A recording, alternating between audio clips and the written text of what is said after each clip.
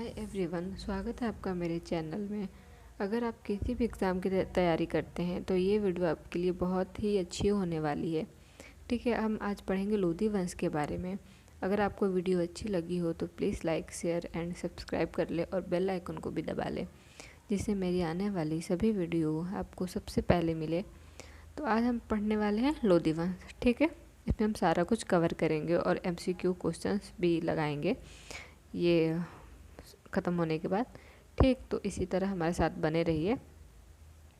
पढ़ते हैं लोधी वंश। लोधी वंश कब आया था, किस वंश के बाद आया था? तुगलक वंश के बाद। ठीक है, तो तुगलक वंश के बाद लोधी वंश आता है और हम इसमें पढ़ते हैं लोधी वंश की स्थापना। स्टार्टिंग से हम पढ़ेंगे। लोधी वंश की स्थापना बहलोल लोधी, ठीक है, ने 1451 ईस्वी में की। वह बहलोल शाह गाजी के नाम से दिल्ली के सिंहासन पर बैठा तथा अपने नाम का खुतबा पढ़वाया। ठीक है, ये क्या था?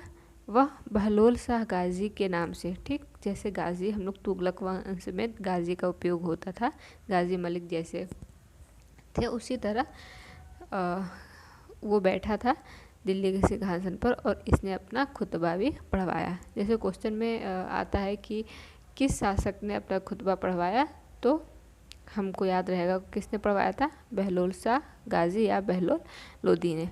ठीक है, इसकी सबसे महत्वपूर्ण विजय जौनपुर की थी। ठीक, इसकी प्रमुख विजय कौन सी थी? जौनपुर की। बहलोल लोधी ने हिंदुओं के प्रति धार्मिक कट्टरता का व्यवहार नहीं किया। ठीक है, इसने हिंदुओं के प्रति धार्मिक कट्टरता नहीं दिखाई। उसके दरबार में कई प्रतिष्ठित हिंदू सरदार थे, जैसे राय करण सिंह, राय प्रताप सिंह, राय नरसिंह, राय त्रिलोक चंद्र तथा राय दादू। ठीक, जैसा इसका व्यवहार मुस्लिमों के साथ था वैसा ही इसका व्यवहार हिंदुओं के साथ ही था। इसने कोई भेदभाव नहीं किया था। ठीक, उसने बहलोल सिक्का चलाया, जो उत्तर भारत में अकबर से पूर्व विनिमय का मुख्य साधन था। ठीक है, ये बहलोल सिक्का चलाया था जो कि अकबर के पूर्व, ठीक है, अकबर ने भी सिक्का चलाया था, तो अकबर के पूर्व क्या था? विनिमय मतलब खरीदना, बेचना, या फिर ये जिसे हम कह सकते हैं आयात या निर्यात। ठीक है, इसका ये साधन था। बहलोल लोधी ने अपनी मृत्यु के पहले ही अपने तीसरे पुत्र निज़ाम खां को अपना उत्तराधिकारी नियुक्त कर दिया। ठीक है, किंतु कुछ सरदारों ने इसका विरोध किया, जिसका मुख्य कारण यह था कि निज़ाम खां की मां जयबंद एक सुनार के पुत्र थे। ठीक है, कुछ शक्तिशाली सरदारों ने निज़ाम खां का साथ दिया और 17 जुलाई 1489 ईस्वी को निज़ाम खां सुल्तान सिकंदर शाह के नाम से सिंहासन पर बैठा। ठीक है, क्या था?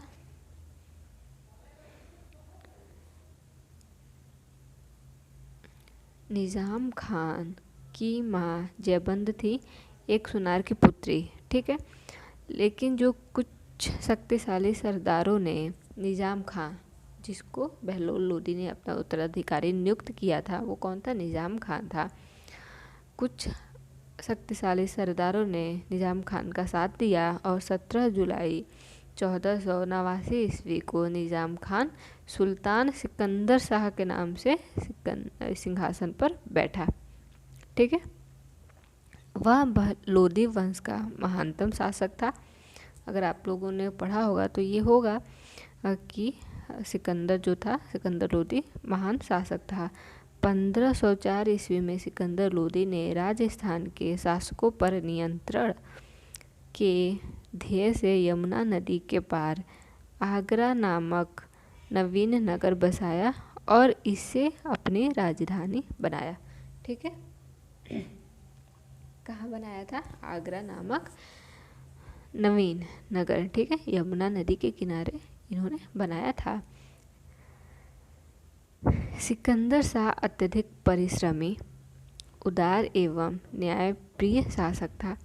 और हाँ, क्वेश्चन में ये भी पूछता है कि आगरा शहर की नींव किसने डाली थी, तो किसने डाली थी? सिकंदर लोदी ने। ठीक है, 4 ऑप्शन देता है जैसे सिकंदर लोदी, बहलोल लोदी, ठीक है, इब्राहिम लोदी। तो आप क्या टिक करके आएंगे? सिकंदर लोदी। ठीक है। उसने कृषि और व्यापार की उन्नति के लिए प्रयत्न किया। ठीक, कृषि और व्यापार के लिए उन्नति के लिए प्रयत्न किया इसने। और नाप का पैमाना, ठीक, नाप के लिए गज ए सिकंदरी उसी के समय में आरंभ किया गया। ठीक है, इसने नाप का पैमाना के लिए गज ए सिकंदरी स्टार्ट किया।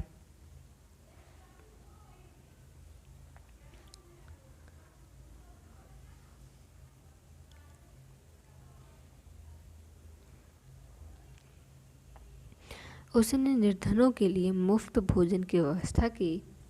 उसने मुहर्रम में ताजिए निकलवाना बंद कर दिया था। ये बहुत बड़ी बात थी उस टाइम के लिए, जो कि मुहर्रम मुस्लिमों का एकदम बहुत अच्छा खासा त्यौहार माना जाता है। ठीक है, तथा पीरों और संतों की मज़ारों पर मुस्लिम स्त्रियों को जाने से रोका था। ठीक है, ताजिए जो कि अभी भी आज के टाइम में भी निकलते हैं, उस टाइम भी निकलते होंगे, तो उसने ताजिया निकलवाना बंद कर दिया। और पीरों और संतों की मज़ारों पर, ठीक, जो संत होते हैं और पीर होते हैं उनकी मज़ारों पर मुस्लिम स्त्रियों को जाने से रोका था। उसके समय में योग्य व्यक्तियों की एक सूची बनाकर प्रत्येक 6 माह पश्चात उसके सामने प्रस्तुत की जाती थी। वह शिक्षित और विद्वान था।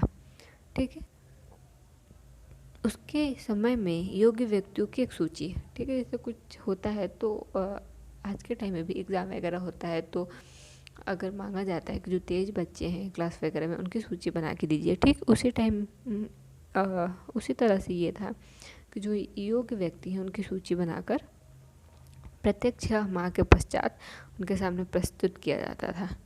ठीक, उसके स्वयं के आदेश से एक आयुर्वेदिक ग्रंथ का फारसी में अनुवाद किया गया, जिसका नाम फरहंगे सिकंदरी रखा गया। ठीक है, क्या किया था? आयुर्वेदिक ग्रंथ, ठीक है, एक ग्रंथ, आयुर्वेद का ग्रंथ फारसी में अनुवाद किया, जिसका नाम फरहंगे सिकंदरी रखा गया। ठीक, उसके समय में गायन विद्या के एक श्रेष्ठ ग्रंथ लज्जत ए सिकंदर शाही की रचना हुई। ठीक है, क्या हुआ था इनके सामने? उसके समय में गायन विद्या के एक श्रेष्ठ ग्रंथ लज्जत ए सिकंदर शाही की रचना हुई। सिकंदर लोदी शहनाई सुनने का बहुत शौकीन था। ठीक, शहनाई सुनना बहुत अच्छा लगता होगा, इसलिए वह सुनता था। वह गुल रुखी नाम से कविताएं लिखता था। सुल्तान सिकंदर ने अनाज से ज़कात संपत्ति कर समाप्त कर दिया। ठीक है, ज़कात एक संपत्ति कर था जो कि अनाज पर लगाया जाता था, उसने समाप्त कर दिया। ठीक है, आगे देखते हैं। इसके बाद आते हैं सिकंदर लोदी के बाद हमारे इब्राहिम लोदी। ठीक, 1518 ईस्वी में महाराणा सांगा और इब्राहिम लोदी के मध्य खातोली का युद्ध हुआ था। ठीक है, 1518 ईस्वी में खातोली का युद्ध हुआ था, किनके बीच? महाराणा सांगा और इब्राहिम लोदी के मध्य हुआ था।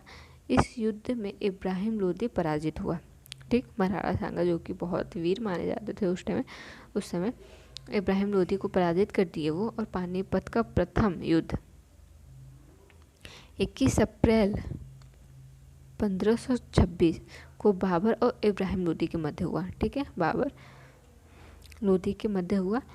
बाबर के योग्य सेनापतित्व, श्रेष्ठ युद्ध नीति और तोपखाने के कारण इब्राहिम की पराजय हुई।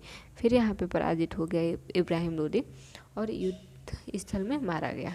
ठीक है, एक बार महाराणा सांगा से हुआ था खातौली का युद्ध 1518 ईस्वी में, और दूसरा हुआ था 21 अप्रैल 1526 ईस्वी में बाबर और इब्राहिम लोदी के बीच। ठीक, बाबर ने भी इसको पराजित कर दिया था और और इब्राहिम लोदी युद्ध भूमि में ही मारा गया था। ठीक, फरिश्ता के अनुसार वह मृत्यु पर्यंत लड़ा और एक सैनिक की भांति मारा गया। नआमतउल्लाह, ठीक, नियामतउल्लाह के अनुसार सुल्तान इब्राहिम के अतिरिक्त भारत का अन्य कोई सुल्तान युद्ध स्थल में नहीं मारा गया था। ठीक है। फरिश्ता कहते हैं कि वह मृत्यु पर्यंत लड़ा। इसका अर्थ ये है कि वो आखिरी सांस तक, मीन्स कि कुछ होते हैं सैनिक, ठीक है, जो कि भाग जाते हैं रण क्षेत्र से, ठीक, लेकिन इसने युद्ध किया और एक सैनिक की भांति लड़ा, ठीक, और मारा गया। और ये नियामतुल्लाह के अनुसार कहा कि कोई भी सुल्तान इब्राहिम के अतिरिक्त भारत में अन्य कोई सुल्तान युद्ध स्थल में नहीं मारा गया था। ठीक, तो यहाँ ख़त्म होता है आपका लोदी वंश। ये शॉर्ट में था, लेकिन इसमें सारी बातें दी हुई थी अच्छे से। ठीक, तो आई होप आप लोगों को ये वीडियो अच्छी लगी हो। कल हम इसके बारे में पढ़ेंगे, MCQ क्वेश्चंस पढ़ेंगे। ठीक, आज कुछ देख लेते हैं, एक दो, ठीक है, एक दो देख लेते हैं इसमें MCQ। क्या निम्नलिखित सल्तनत शासकों में से कौन अफगान मूल के निवासी थे? कौन थे? लोदी थे अफगान के मूल निवासी। ठीक, इसमें डिटेल भी दिया हुआ है। अगर आपको ये बुक की फ़ोटो या फिर बुक की डिटेल चाहिए तो मैं दे दूँगी। अगर आपको चाहिए तो कमेंट बॉक्स में करिएगा कमेंट। दिल्ली सल्तनत में लोदी वंश के शासक अफगान मूल के थे। लोदी वंश की स्थापना बहलोल लोदी ने 1451 ईस्वी में किया था। इस वंश का शासनकाल 1451 से 1526 ईस्वी तक रहा।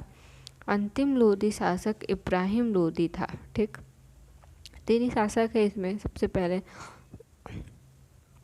बहलोल लोदी, सिकंदर लोदी, फिर इब्राहिम लोदी। ठीक, जिसको 1526 ईस्वी में पानीपत के युद्ध में पराजित करके बाबर ने मुगल वंश की स्थापना किया था। ठीक, ठीक, तो आई होप आपको ये वीडियो अच्छी लगी हो, तो प्लीज़ वीडियो को लाइक और शेयर कर दीजिए। ठीक, थैंक यू सो मच।